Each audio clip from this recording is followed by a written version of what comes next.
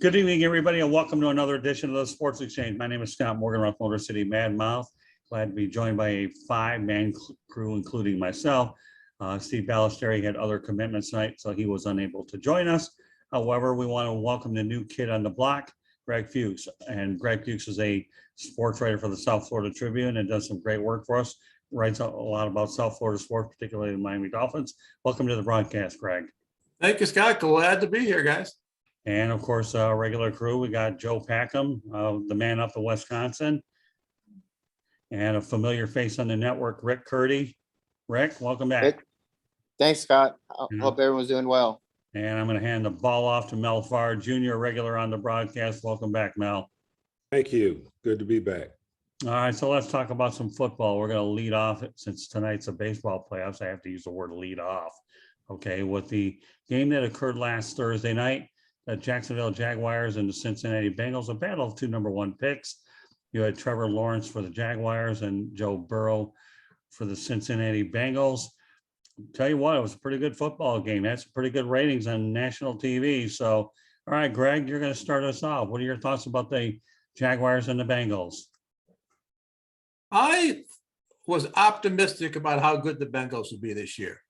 And not just because of the three receivers they have who were fantastic, and Joe Mixon and Joe Burrow in his second year. I thought their offense would be very good. But I also thought, and I'm not sure how many people agree with me, their defense would be surprisingly good. And if you look at the stats, I mean, they have done a fairly decent job of shutting down other teams this year. Granted, no defense shuts down anybody anymore. There are no Chicago Bear defenses from 1985 or Killer Bees from the Dolphin days. Offense always beats defense these days, but the Bengals are a very well-rounded team. They didn't play well in the first half, but they made up for it in the second half. Well, not only that, Jacksonville Jaguars were driving at the 1 yard line, and the Bengals defense stiffened up and they stopped from there. So Joe Packhem, there you go. We'll take it from there. Well, the running game for Jacksonville with James Robinson really stepped up. I know he definitely, from a fantasy perspective, was coming back on. A lot of people were not excited about him. Trevor Lawrence was looking good. Like we were saying before, Burrow was easing in. Mixon got used a lot, but then he got hurt. So he's got that low-grade ankle sprain. He'll be out for a couple weeks. So I think that there's a lot of promise there, and you could see a matchup like that for multiple years to come. Rick? Yeah, I thought it was a really good game. I thought Cincinnati would kind of dominate that game, but it was fairly close. Jacksonville did a good job. It's not been a good week for Jacksonville, put it that way. That was a heartbreaking loss.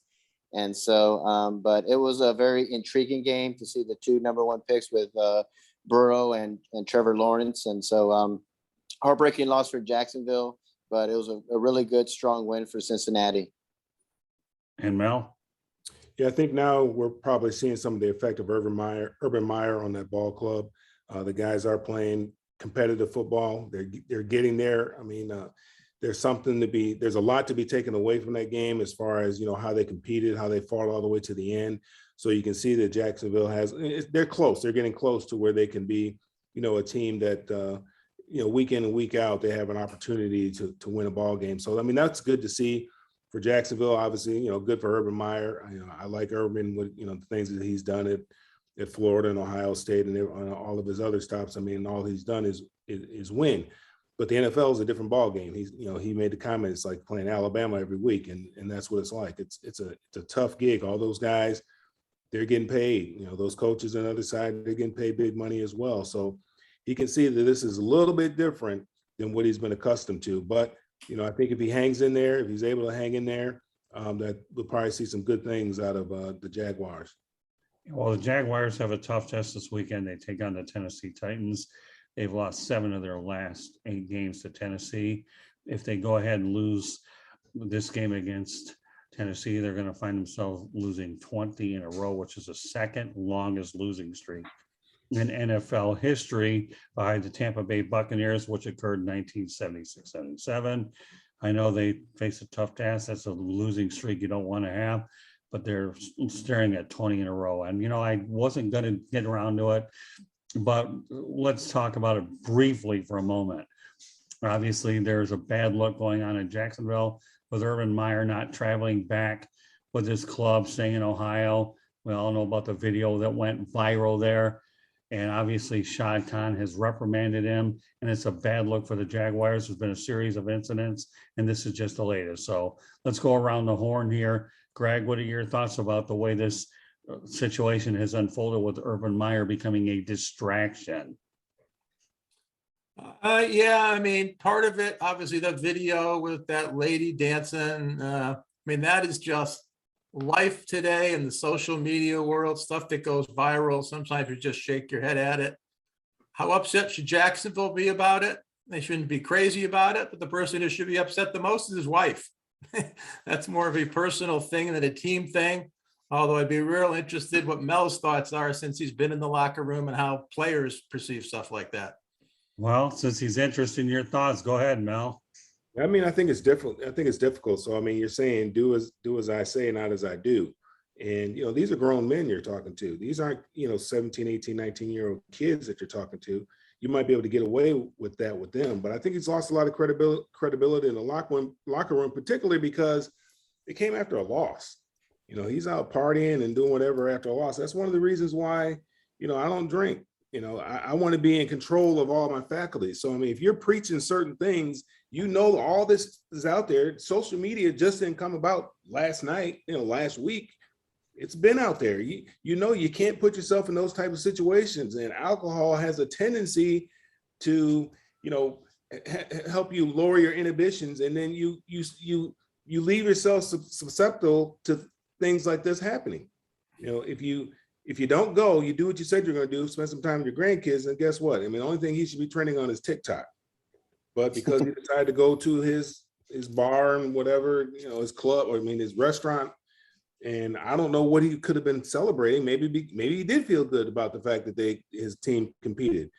But the fact that he didn't go back on the plane with the players, that says a lot to me. I mean, I don't know how important this job is to him, to be honest with you, because I know a lot of coaches after a loss, the last thing they're thinking about doing, I mean, yeah, you go back see your grandkids and kiss them and whatever, but he's 0-4 right now. He needs to be trying to figure out a way to get a W. That's what he needs to be figuring out. Yeah, don't give Urban Meyer 10 days. Don't give him a Thursday game and then take 10 days off. So, although he's certainly getting hammered, not like when we say with social media, but his owner's not too happy with him, Shad Khan. All right, Rick.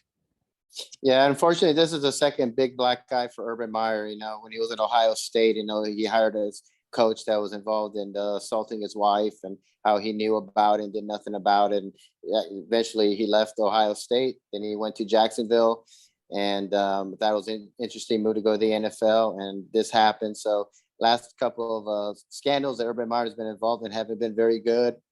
But I agree. I think he needs to explain it to his wife. I mean, it's just like he just made a mistake. Shouldn't have been there. Shouldn't have been with a younger woman. But like it's social media now. He should have known better. And so we'll just see what happens. But I know earlier on when he was with Jacksonville, a lot of the players were not buying into what he was doing. There were some players that really were not feeling it with him there. So hopefully everything will end well. I hope he does really well there. I'm really rooting for him because I'm a huge Urban Meyer fan. I hope he doesn't end up to be another Steve Spurrier or Lou Holtz or even a Nick Saban didn't do well. So I really do hope he can put this behind him and move on. And hopefully Jacksonville can end that streak and get a win. I think as soon as they get that win, I think all this will disappear. Okay, and Joe, I'll let you close out the subject before we go on to our next football game. Well, on a joking matter, he did hit all these trending top line headlines with like social media and Facebook and everything crashing. And he's still, anyway, sorry. So, I mean, as a coach, as a head coach, people are looking to him. Other people in the city are looking to him as a high level of character and integrity. And so, and if you're on the team and you spend all this time putting together this game plan and trying to implement your college style offense and putting your quarterback at risk with some of these like read option type stuff, they're going to be looking at him like, okay, well, we lost, but like, what are you going to do to help us? Because every minute that he's spending is helping 53 other people as opposed to like one person that's focusing on their job. So, as a coach, it definitely is a bad example. Okay. All right, let's go on to the next game here in our neck of the woods. Greg, obviously you're out in Coral Springs. I'm in Deerfield Beach. Either way, it's the area is South Florida, and that's the home of the Miami Dolphins. The Indianapolis Colts walked into Hard Rock Stadium, defeating the Dolphins 27-17. Let me break down particulars for a moment. Carson Wentz did play, and yes, Mel, he was available this time. Okay. And Carson Wentz goes 24 for 32, 228 yards, 2 touchdowns. Jonathan Taylor certainly helped out a lot, the Wisconsin kid. Wisconsin Badgers could have used him against the Wolverines over the weekend. Sorry, I had to get the Michigan plug in there, but I did since Joe Packhem was looking at me, and the Wolverines hammered the Badgers for the first time at Madison since 2001. But Jonathan Taylor, 16 for 103 yards and a touchdown. On the other side of the coin, Jacoby Brissett, 199 yards, going 20 of 30, 2 touchdowns, no interceptions. So, all right, Greg, this is our neck of the woods. Some thoughts about the Dolphins and the Colts. Once upon a time, it was a great rivalry when the Baltimore Colts used to take on the Miami Dolphins, but a different age. Go ahead, Greg. Different age. I mean, the first word that comes to my mind when I think about the game is disappointment. Because I really thought this is the week the Dolphins were going to break out. First of all, it had to be desperate. They're 1-2.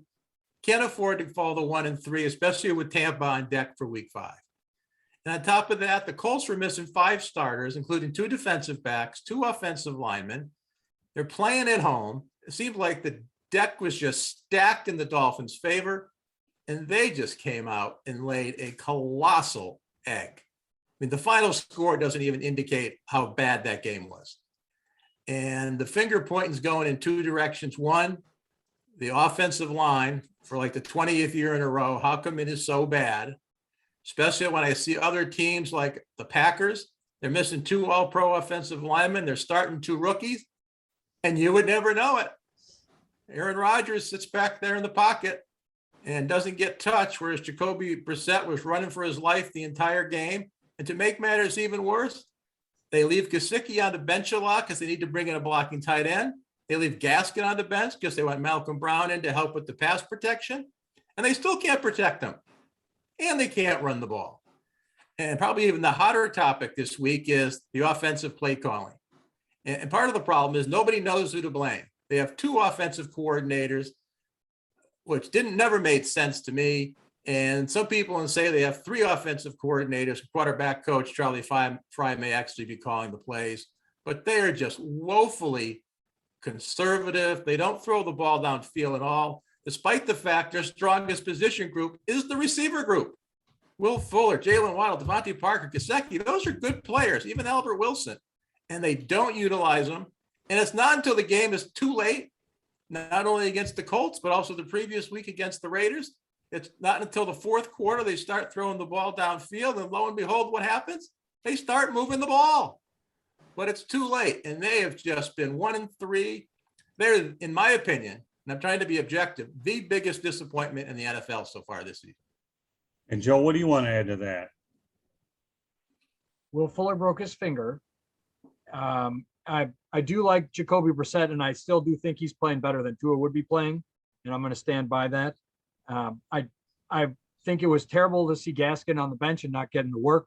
That he, they got to be. I think I had said this on Twitter a couple of weeks ago. The key for them to be winning is to pound the ball with Myles Gaskin, and not have to take a whole bunch of risky throws, and they're not doing that. And I thought that their defense would be better. I mean, I thought that the strength of the Dolphins this year was going to be their defense, and that they were going to not have to have their quarterbacks be in positions where they were going to have to be taking risks, particularly with Tua. So I was pretty disappointed on the Dolphins side. From the Colts side, I was very much surprised. I was surprised at all the points that they put up, that Carson Wentz actually played. Jonathan Taylor finally got started again.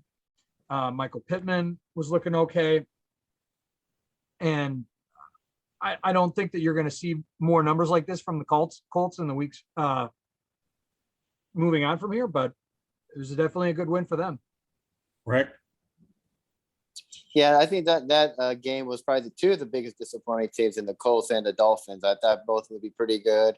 I thought Wentz would come out there and be rejuvenated, and that he just cannot stay healthy. but when he is healthy, he's still a pretty good quarterback. And the Dolphins are just a complete mess. I don't know if this whole Deshaun Watson, quarterback and is a distraction to them. Tua, like I said, Tua is a great college quarterback, but I don't know if he could do it in the NFL. I'm not really sold on that, but they're just terrible, the Dolphins. And, their head coach, he's like on a hot seat right now. So, I mean, I think Doug Peterson will come back and maybe he'll go to Miami. I would be surprised if they do pull the trigger and get Doug Peterson next season, if they're going to get Deshaun Watson as well. So, but right now the Dolphins, they looked really good and promising last year, but this year they have really been a massive disappointment. And Mel, what's your take on this situation? I guess I was kind of surprised, but I mean, it just goes to show you when you have a healthy running game, it makes it a lot easier on your quarterback, make your quarterback look better. The Dolphins didn't run the football very well. I think they only ran it 16 times the entire game. Indianapolis controlled that game. The time of possession makes the game a little bit, a lot easier on that quarterback. And that's something that they needed to do for Carson Wentz, is take some of that pressure off of him with a good, strong running game. They have a good running back, and they were able to do that. And they were able to come out victorious. So with the Dolphins, a lot of people, they were kind of, for a lot of people, everybody thought the Dolphins were ready now to turn the corner. But I guess it's kind of like golf. Just when you think you got things figured out, you go out there on that next tee box and you shank one in the woods. I mean, that's kind of how this game is. Just when you think you have everything figured out, throws you another curveball. You just got to get back to work and get back to working and try to figure this thing out. Obviously, Miami seems like they have a little hangover or something. All this Deshaun Watson talk. I mean, there's a lot of Deshaun Watson talk. Obviously, they're not happy with Tua. That's obvious. So, obviously he's hurt right now, and Jacoby Brissett is playing. I do like Jacoby Brissett, but he needs some help. He's not going to be able to do it by himself. He's not Aaron Rodgers. He's not a Russell Wilson. He's not one of those, even a Dak Prescott. He's not one of those kind of guys that can really, put this team on his back and he can carry him. He needs some help. He needs some help from the running game, and obviously he needs some help from his coaches too. Get a good game plan out there that he can go out there and execute, play good defense, and see what happens. Yeah, Jacoby Brissett is a very efficient quarterback, and we all know that Stephen Ross likes to go after big name splashes, and I think that there's no question that if this continues, that Deshaun Watson's name is going to come up a lot as we approach the November 2nd trade deadline. So if we continue to see more of this, unfortunately, this is another storyline that we're going to continue to track over the next few weeks. But there's no question that Stephen Ross likes big signings. Once upon a time, even lured in Ndamukong Suh from Detroit to Miami, even though that didn't work out very good. He doesn't mind going after the big name. So this is a storyline that unquestionably figures to develop. And I wouldn't be surprised that the Texans bring their price down enough where the Dolphins will bite on it.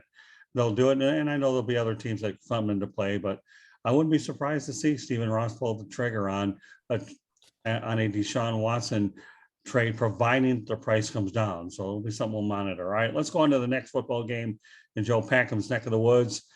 And the Pittsburgh Steelers lost by 10, 27-17. Ben Roethlisberger against Aaron Rodgers. I don't even know if the score was even that close. I know that the Steelers, I believe, scored a late touchdown. But Joe, let's face it, Aaron Rodgers continues to pile up wins. He had that tough opening game loss against New Orleans, but he's happy with his receiving tandem. Go ahead and, since it's in your backyard, elaborate on this football game, Joe. Well, I think that the love story that everybody wants to be talking about here is Aaron Rodgers and Randall Cobb, who brings in this quarterback as their prerequisite for re-signing. The Packers look good. They didn't even really use Aaron Jones a lot. They were running A.J. Dillon quite a bit, which was pretty surprising to me. They, obviously hitting Devontae Adams, but mostly Randall Cobb. Their defense was looking pretty good. The Steelers are definitely banged up. I think Ben Roethlisberger was playing with a hip injury. Claypool was out. And Deontay Johnson, even though he had a knee injury coming in the week before, he performed well. And Juju just was not, everybody thought that he would be really stepping up every year. I mean, since his rookie year, everybody's like, he's going to be great. He's going to be great. He's such a good prospect. And I don't think I've seen it materialize from him. The main storyline on the Steelers offense is definitely Naji Harris. So Naji Harris is looking great. He is showing some excellent receiving skills. He has a nose for the end zone. He falls forward on his runs. He's getting those extra yards. He's very physical on the field, and he's great for fantasy. Okay, Rick. Yeah, I mean, the Packers are going up and the Steelers are going down. I think Roethlisberger, it's time to, hopefully he'll retire. I mean, he's been great. He's going to the Hall of Fame, no doubt about it, but it's time to move on. I hate to say it's about the Steelers. They're probably going to have to rebuild. They're looking old. And I think it's time to do a rebuild with them. Packers looking really good. I honestly thought that the whole Aaron Rodgers situation with all the mess and him not really being happy with the Packers, I thought it'd be a distraction. It looked like in the first game, it looked like he didn't care. But ever since then, he's been playing lights out. Packers look really good. Steelers look old. And I hate to say this about Pittsburgh Steelers fans. And I have a lot of Steelers fans, but I hate to say use the word rebuild, but it's time to rebuild and it's time to move on from Roethlisberger. And hopefully he'll retire. And I think he will. I think this will be his last year. I don't see him. I'll be shocked if he goes to another team or another team wants him. It's time to move on. Okay, Greg, what's your take on this? Yeah, I didn't see much of the game because I was watching primarily the Rams and the Cardinals. But the two takeaways that I've heard, what he was just referring to, a lot of people feel Ben should have retired in the offseason. He just seems injury prone, slow. The arm isn't what it used to be. And the other problem the Steelers have, their offensive line is not very good. And they just have not been able to run the ball this year or last year. So they need to fix that problem. Okay, Mel. Yeah, I totally agree on those two takes. I did watch the game a little bit. You talk about Juju Smith. I mean, Juju Smith benefited from Antonio Brown being there. And I think everybody sees that now, that Juju, he was a product of having Antonio Brown there. That's why he was able to have those types of numbers that he had prior. But being a number one, he's just not a number one. He has some drop passes. Ben, he looks slow. I don't know about rebuild. I think Mike Tomlin's a good coach, but I think he really needs to he needs to really put somebody out there that's going to give their football team the best opportunity to win. And you talk about the offensive line, they lost Villanueva, Pouncey's gone. The offensive line is leaky. They need to get somebody out there probably with a little bit more mobility that can kind of, protect themselves a little bit. Ben doesn't have, he lacks mobility. We all know Ben was not one to work out or anything like that. Probably Mason Rudolph is going to give these guys the best chance to have an opportunity to compete in this division. I mean, unfortunately, they play in a very tough division, and you get, what are they, 1-3 right now? Yeah, that's a big hole to dig yourself out of when you play in the division that they play in with Cleveland and Baltimore. So, they got to get some things figured out. And they got to get some things figured out quick. They have to make some tough choices, might have to bruise some people's feelings, hurt some people's feelings. But at the end of the day, this is all about the Pittsburgh Steelers. And I think Mike Tomlin, maybe he'll go with Ben for another week, and then we'll probably see a quarterback change. I wouldn't go to the young kid Haskins. I mean, I'd let him learn on somebody else's watch. But I mean, I think they might have an opportunity to do something with a different guy behind center. It's funny. You make an interesting point, Mel. Mike Tomlin, I don't believe, has had a losing season since he's been with the Steelers. No. But let me talk about something you just mentioned, Mel, because you are really on target with this, okay? Don't sleep on the Cincinnati Bengals. This team is really much better than we think, and we're going to talk about them again here in the broadcast. But, they've got a pretty good, they got Jamar Chase, I think, Joe, right? And then Joe Mixon. And, of course, Joe Burrow's in his second year after rehabbing that injury. Zach Taylor is a good young coach. They stayed with him, showed patience. But don't sleep, folks, on the Cincinnati Bengals. This team is pretty good. We know the Ravens are really good. And, of course, the Cleveland Browns, well, they're pretty good too. So, and obviously the Steelers found out the hard way in the playoffs that the Browns snuck up on them and beat them. They thought, well, we'll get them in the playoffs and beat them. And all of a sudden we know how that turned out. So you're right. The Steelers have had a good run, really, really good run. Hard to believe they've only had 3 coaches in forever. We have Chuck Noll, Bill Cowher, and Mike Tomlin. You want to talk about an organization based on stability, the Pittsburgh Steelers are no question about it. Ed. So, yeah, I don't know, rebuild, retool. They've got a lot of work to do in Pittsburgh, but you know what? I'm going to go back to what Mel said. that division is much better than most people give it credit for sure. All right, let's go to Rick Curti's neck of the woods. Okay, Carolina Panthers lose to the Dallas Cowboys 36-28. I like what Carolina is doing. Offensive coordinator Joe Brady's doing well. Sam Darnold has gotten a fresh start, and Matt Rule is doing a really nice job. He believes in him. Let's talk about Darnold's numbers for a moment. Okay, then he goes 20 for 39, 301 yards, 2 touchdowns, and 2 interceptions. I wouldn't feel so bad, folks, if you're losing to the Dallas Cowboys and Dak Prescott, by the way, throws for 4 touchdown passes. And if that isn't good enough, Ezekiel Elliott decides, I'll go 20 carries for 143 yards and a touchdown. And you've already gotten your 36 points and 1 point to go along with it. So if you're going to lose Carolina Panthers, at least lose to the Cowboys in Dallas against Dak Prescott. But Rick Curti, are you buying the Panthers Kool-Aid? Obviously, it doesn't seem like you are. No, I'm not. I'm sorry. And I live in Charlotte and I'll get absolutely massacred, but I'm just trying to be fair and as it is. And they're not as good as they're advertised. The first 3 games, I mean, they didn't really play anybody.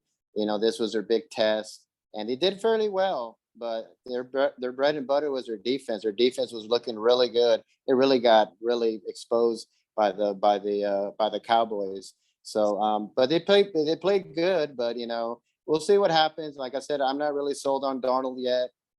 Is he a lot better than he was in New York? Well, obviously, yes. But who isn't better when they leave New York, unfortunately? And so we'll see what happens with it. It's too early to tell. I don't think they're a playoff team quite yet. I like things that are happening there. But, their defense did take a big hit because it looked like it was really good. But it did take a hit, and they faced a really good team. And so we'll see what happens later on in the season. But am I buying the Panthers Kool-Aid? Absolutely not. All right, Greg, what do you think?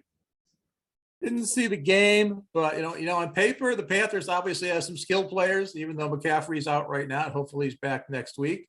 Darnold should be able to make use of those guys. I think it's 4 games, still too soon to tell. Their defense got off to a great start, but as Rick said, their first 3 games were Giants, Jets, and Jaguars. So does that really prove anything? But they hung with the Cowboys, and the Cowboys have been playing very well this year.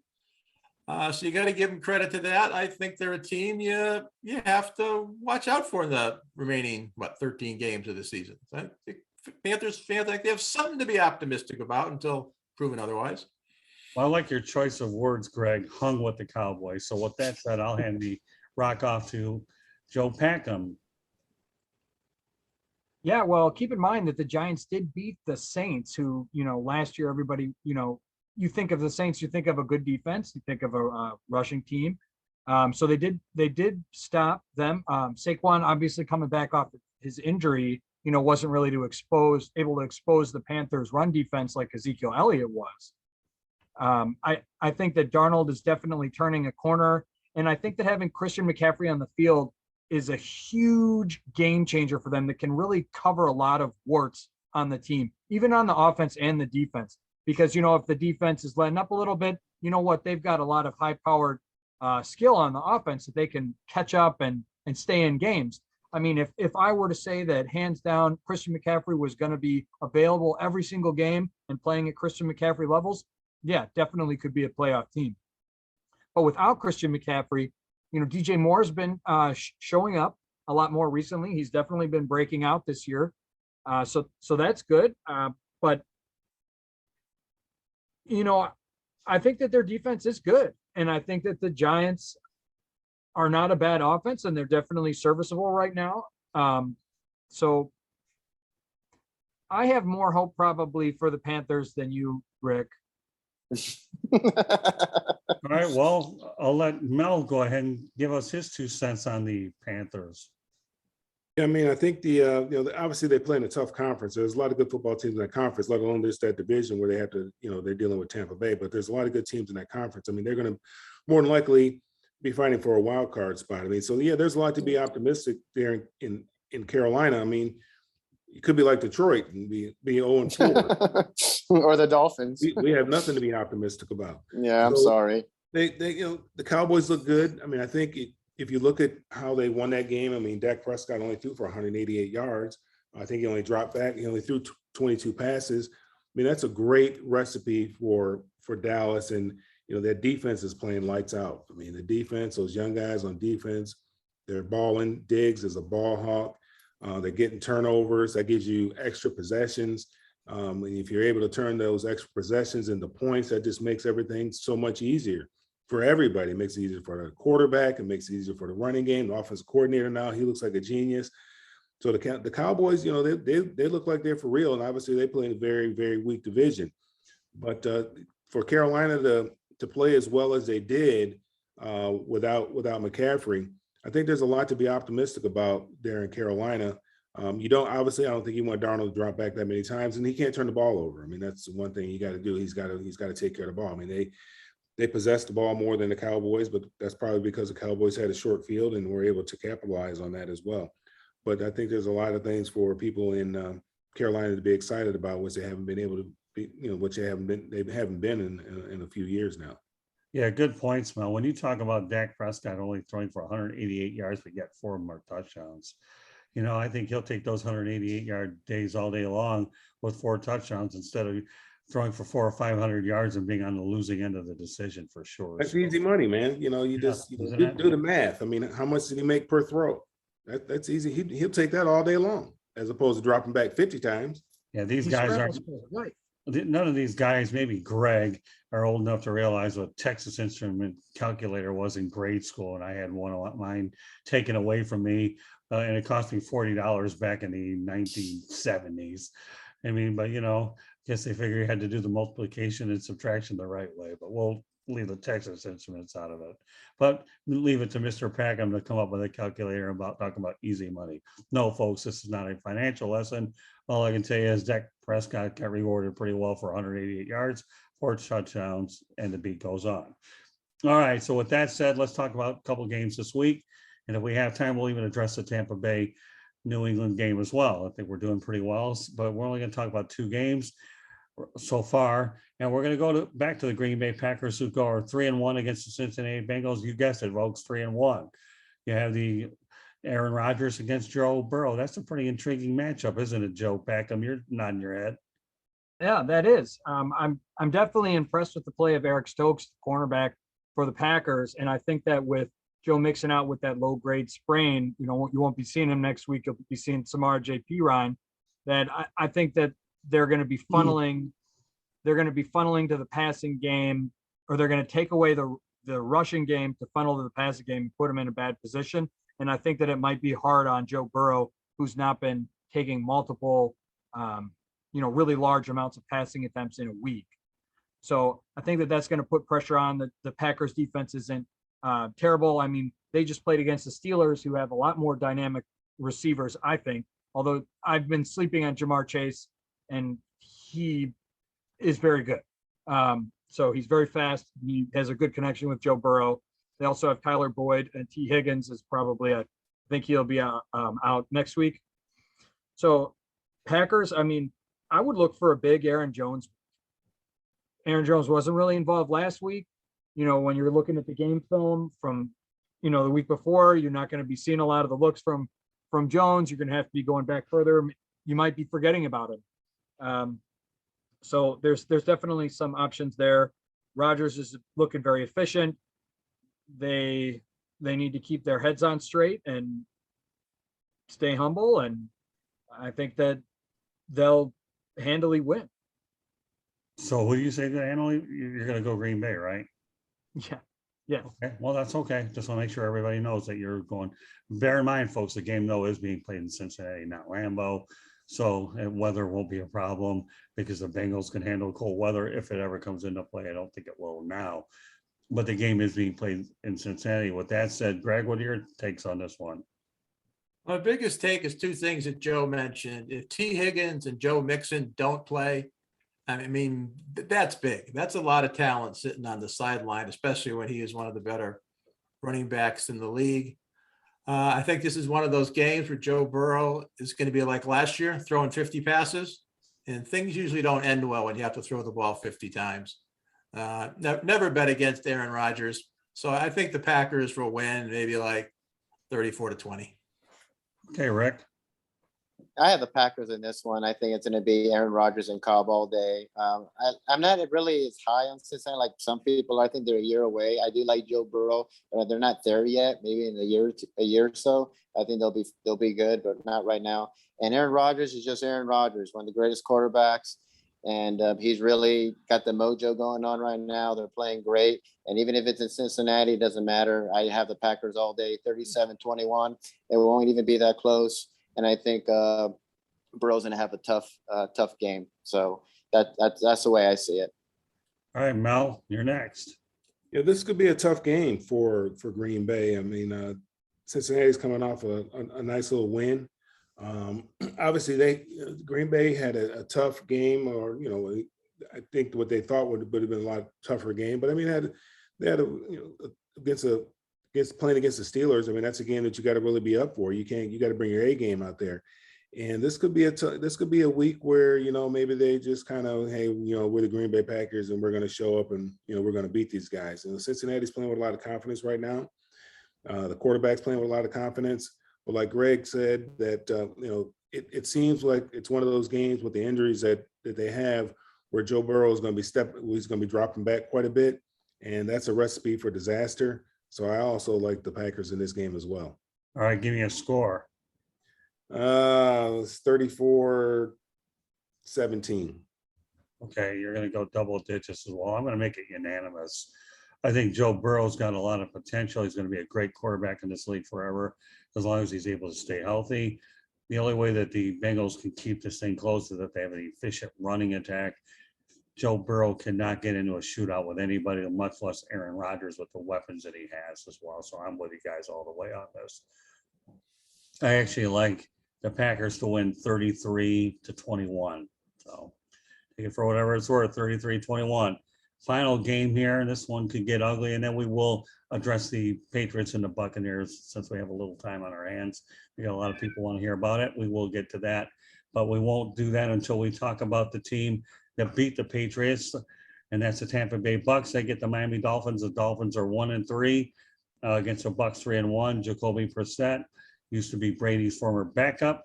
Not sure what to think of this game, except it could get ugly. These two teams only meet once every 4 years since they're in opposite conference, Sunshine State rivals. Yeah, both of them have 2 Super Bowls in their history. The Dolphins did it in the 70s before the Bucks were even born. And the Bucks, well, what can I tell you? They're looking pretty good. So with that said, Mel, why don't you lead off with this one? Yeah, I mean, obviously last week was an emotional week for Tom Brady, and he didn't play that well. I think he's looking, I think this is a good game for them. This is a, good kind of little break for them, kind of like, playing, Alabama playing UAB or something like that. Give them an opportunity to build up their confidence again and sit some guys on the sidelines, because obviously they have some injuries, or Gronk gives some guys an opportunity to get healthy. But yeah, this game, Tampa Bay is going to win this game. I mean, Brady, they're not going to have a letdown. Brady's on a mission. He doesn't have much time left, and he's out there trying to do things that have never been done before. So I think I see Tampa Bay winning this one easily. I'd say by 42-24. Okay, Rick. Yeah, I'm going with Mel too on this one. I think that Tampa Bay, I think it was just an emotional game for them. I think Brady was nervous, going back where he was at before, and I think it was a distraction. Now that it's out of the way, they can move on from it. I think it's going to be, I have like 45-17. I think, and it won't even be that close. Brady's going to have a big game, and I just see Tampa winning this one easily. All right, Joe. 34-14 Buccaneers. I think you're going to see a lot from Ronald Jones and Leonard Fournette. They're going to want to be running the ball. I think Tom Brady could throw 4, I'm projecting him at 4 touchdown passes and 250 yards. And he could possibly sit, he probably never would, but he probably could be in a situation where he could be sitting in the fourth quarter. I think that more woes for the Dolphins. They're definitely not going to be using Gaskin or Brown because nobody's running on the Buccaneers right now. And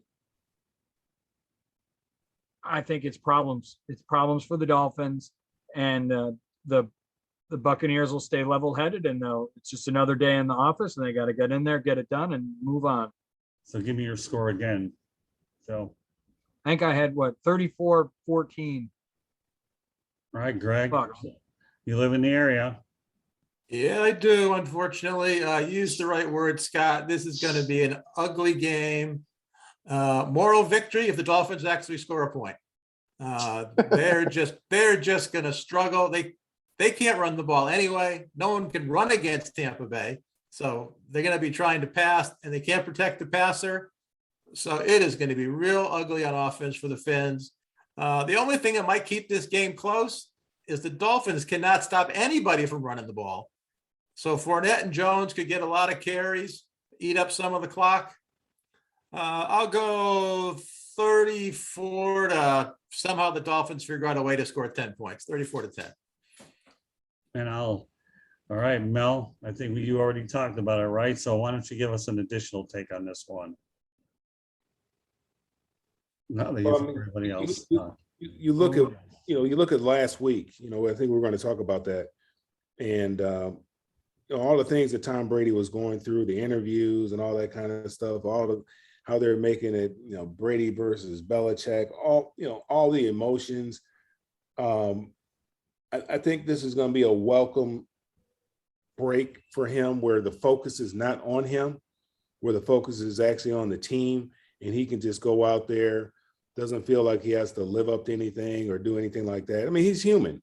We might look at him differently, that like he's not human, like he's superhuman, but he's human. And he got caught up in the emotion the previous week, and it kind of got the best of him, almost cost him the football game. They got very lucky. If it wasn't for that little doink at the end, you're talking about a different outcome.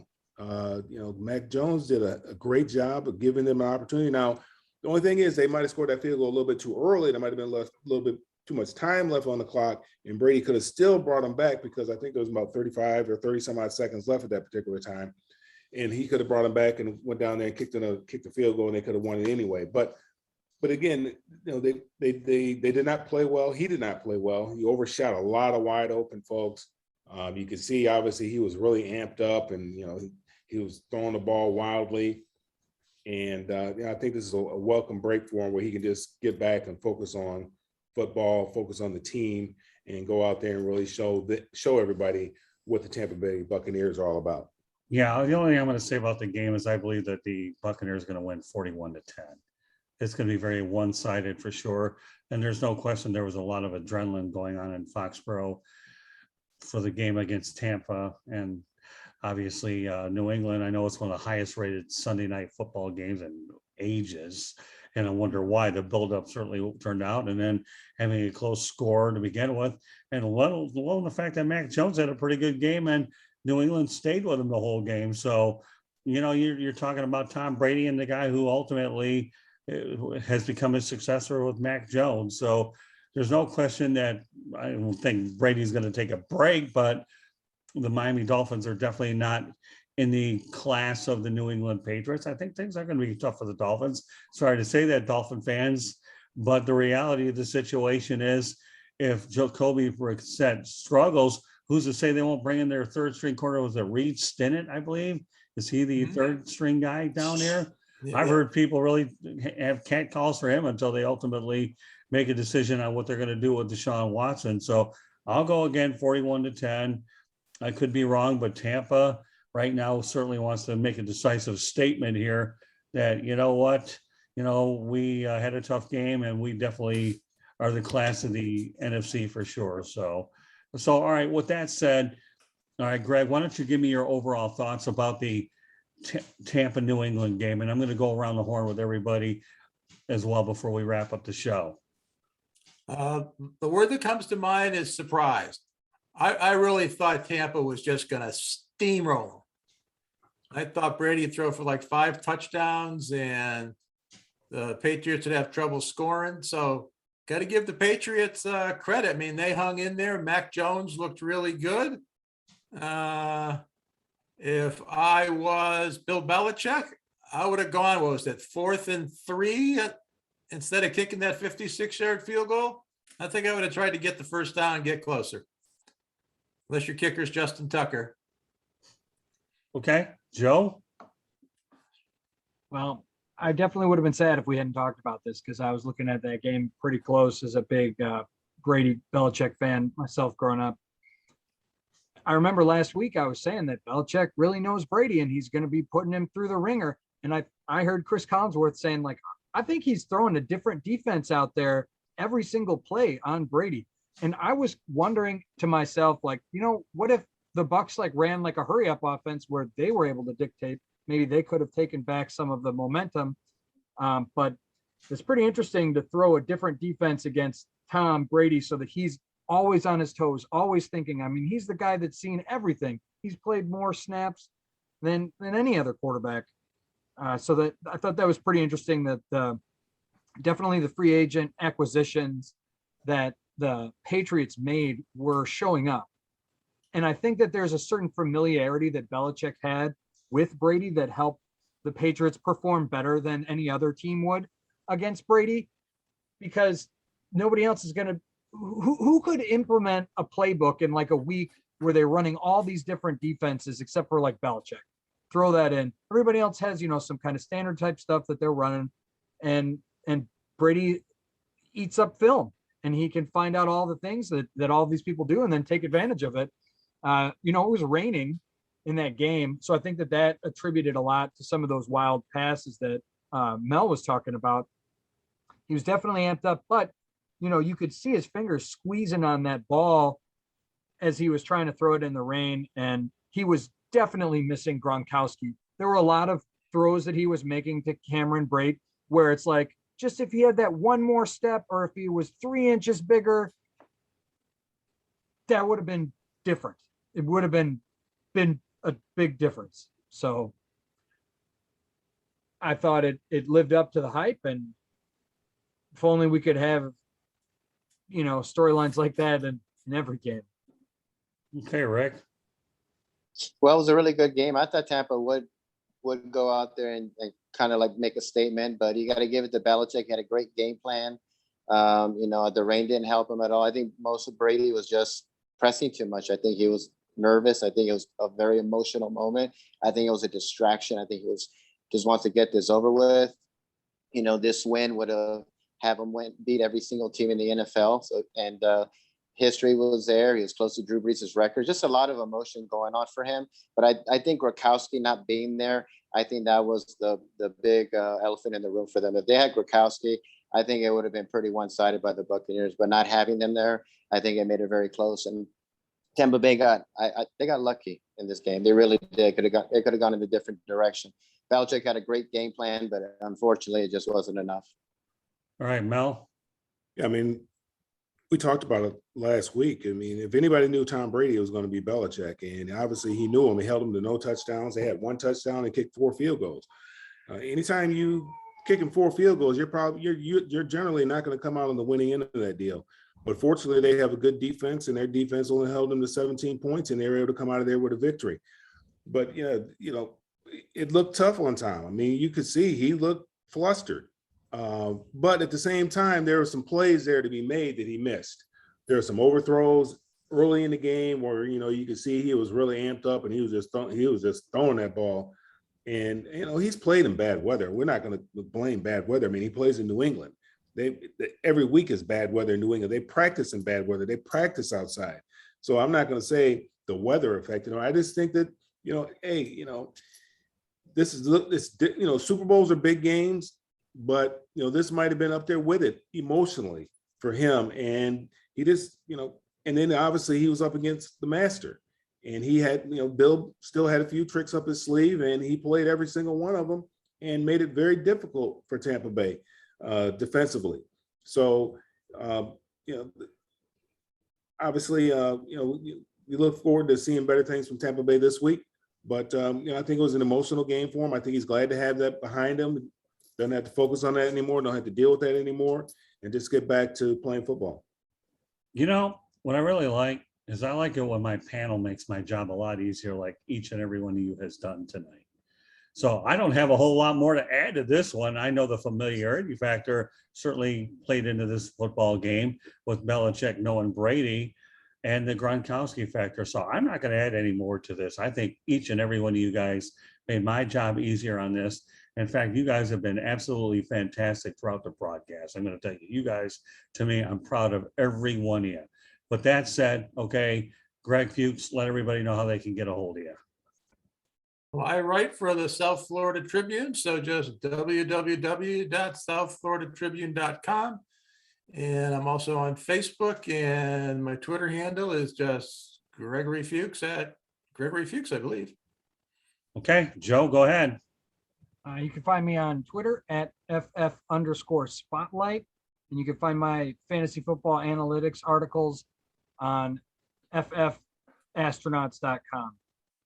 And I got to hand it to you, Joe. You do an incredible job interacting with the followers that we have. But that said, we're going to transition over to Rick Curti, who does an incredible job making sure the word for our entire platform gets out to them. Rick, go ahead and let everybody know how they can get a hold of you and what you're all about. You can go to my website at www.charlottebats.com. Our email address is cltbatsbaseball@gmail.com. I'm also on Facebook at Charlotte MLB and Charlotte Bats Baseball. And I'm also on Twitter at Charlotte Bats Baseball and Instagram at Charlotte Bats.